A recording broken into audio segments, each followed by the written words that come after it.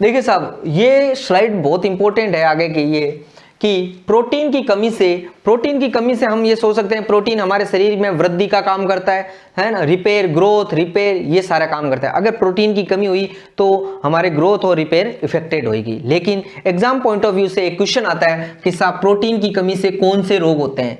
याद रखना साहब, बहुत ही इंपॉर्टेंट है, प्रोटीन की कमी से नंबर 1 मेरस्मस रोग होता है, और नंबर 2 क्वाशियोरकर। क्या डिफरेंस होता है इनके अंदर? वैसे तो बहुत सारे डिफरेंस होते हैं, आप तो ये याद रखो, क्वाशियोरकर के अंदर मेरस्मस के अंदर, मेरस्मस मतलब मरियल सा, एकदम लीन एंड थिन, बच्चा एकदम पतला सा होएगा, हड्डियां दिखाई देगी, है ना, ठीक है, उसके चेहरे पे मसल बिल्कुल नहीं होएगी, एकदम किंकड़िया पहलवान सा, वो होगा मेरस्मस। लेकिन क्वाशियोरकर क्या होता है? जस्ट रिवर्स होता है, लेकिन उसमें प्रोटीन की कमी होती है। वो बच्चा होता है फूला हुआ होता है, सूजा हुआ होता है, ठीक है, उसके शरीर पे इडिमा होता है, लगता है कि ये तो हट्टा कट्टा है, लेकिन वो होता नहीं है। उसके अंदर क्या होता है? इडिमा की वजह से सूजन होती है, उसमें प्रोटीन एनर्जी माल न्यूट्रिशन होता है। तो ऐसा बच्चा होता है क्वाशियोरकर। पतला दुबला पतला बच्चा मेरस्मस, थोड़ा सा मोटा इडिमा, फूला हुआ शरीर, जो झुग्गी झोंपड़ियों में रहते हैं, जिनको प्रोटीन एनर्जी माल न्यूट्रिशन होता है, आप देख सकते हो मोटे मोटे बच्चे होते हैं, लेकिन उनमें प्रोटीन की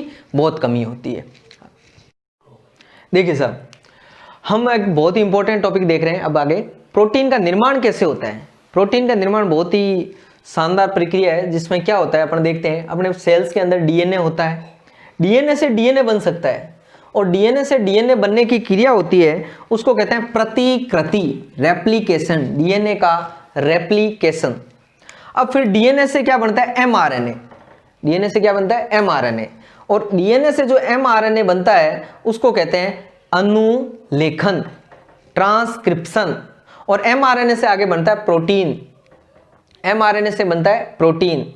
तो डीएनए से डीएनए, डीएनए से एमआरएनए, एमआरएनए से आगे प्रोटीन बनता है। ये क्रिया, इस थ्योरी को कहते हैं सेंट्रल डोग्मा थ्योरी। ये क्या नाम है? हाँ साहब, सेंट्रल डोग्मा थ्योरी, ये नाम आता है सेंट्रल डोग्मा थ्योरी। तो क्वेश्चन क्या आता है? ये आता है सेंट्रल डोग्मा थ्योरी क्या है, ये 10वीं क्लास के एग्जाम में आता है, लेकिन कंपटीशन एग्जाम में आता है सेंट्रल डोग्मा थ्योरी किसने दी।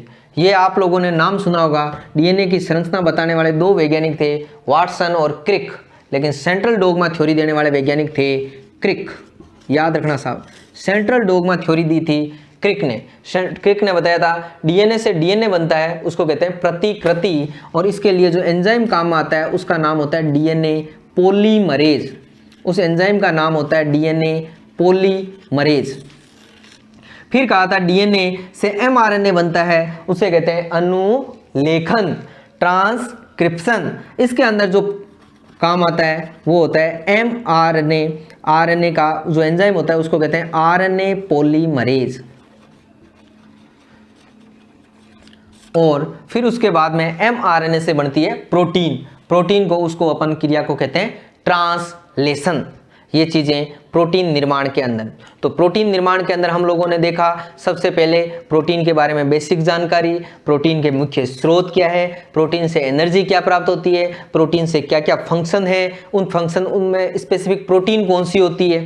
ठीक है, एक क्वेश्चन हम पीछे छूट गए थे कि उसमें नहीं बताया, आप यहाँ मतलब लिख सकते हो कि दूध के अंदर एक क्वेश्चन आता है, दूध में कौन सी प्रोटीन होती है। मिल्क के अंदर जो प्रोटीन होती है उसका नाम होता है casein.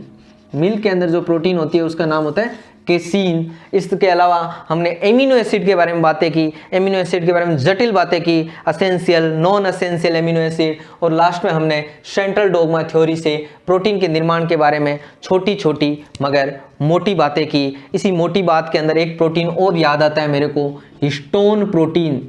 Histone protein, histone protein क्या होता है? हिस्टोन प्रोटीन हमारे क्रोमेटीन का निर्माण करता है। किसका निर्माण करता है?